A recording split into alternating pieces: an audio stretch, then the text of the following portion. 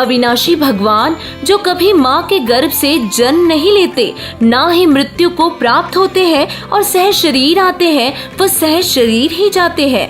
पूर्ण परमात्मा कबीर साहिब जी प्रत्येक युग में आते हैं, माँ के गर्भ से जन्म नहीं लेते हैं, वह सहज शरीर आते हैं और सहज शरीर ही जाते हैं। सभी धर्मों में फैली कुरीतियों को दूर कर, सद्भक्ति बताकर, जाति धर्म का भेद मिटाकर मानव धर्म की स्थापना करते हैं। 505 वर्ष पहले कबीर साहिब जी सतलोक जा रहे थे। तब हिंदू तथा मुसलमान उनके शरीर को लेकर लड़ने को तैयार हो रहे थे। तब परमेश्वर कबीर जी ने समझाया कि मेरा शरीर नहीं मिलेगा, जो मिलेगा उसको आधा आधा बांट लेना। उनके शरीर के स्थान पर सुगंधित पुष्प मिले, जो आज भी मगहर में इसका प्रमाण है। वहाँ एक ही स्थान पर हिंदू तथा मुस्लिमों ने मजार बना रखी है।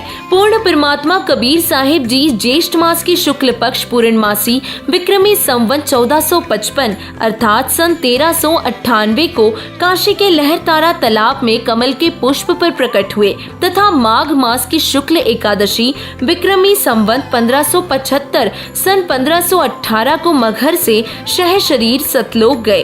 कबीर साहिब जी के अतिरिक्त जितने भी देव साहिब भगवान हैं, सभी जन्म और मृत्यु में है, अर्थात अविनाशी नहीं है। कबीर साहिब जी की वाणी है, रामकृष्ण अवतार है, इनका ना ही संसार, जिन साहब संसार किया सो किन्हू न जान्यारा। अर्थात सभी अवतार तीनों प्रधान देव, रजगुण ब्रह्मा जी, सतगुण विष्णु जी, तमगुण शिव जी तथा इनके पिता ब्रह्म अर्थात काल भी जन्म मृत्यु में है। जबकि पूर्ण परमात्मा कबीर देव अर्थात कबीर साहिब जी अविनाशी, जन्म और मृत्यु से परे है, सर्व सृष्टि के रचनहार है और कुल के मालिक है। कबीर साहिब जी की वाणी है, ना मेरा जन्म ना गर्भ बसेरा, बालक बन दिखलाया, काशी नगर जल कमल पर डेरा, तहाँ जुलाहे को पाया। पूर्ण परमात्मा कबीर साहिब जी 505 वर्ष पहले काशी में लहरतारा तालाब में सन 1398 में कमल के फूल पर शिशु रूप में प्रकट हुए थे।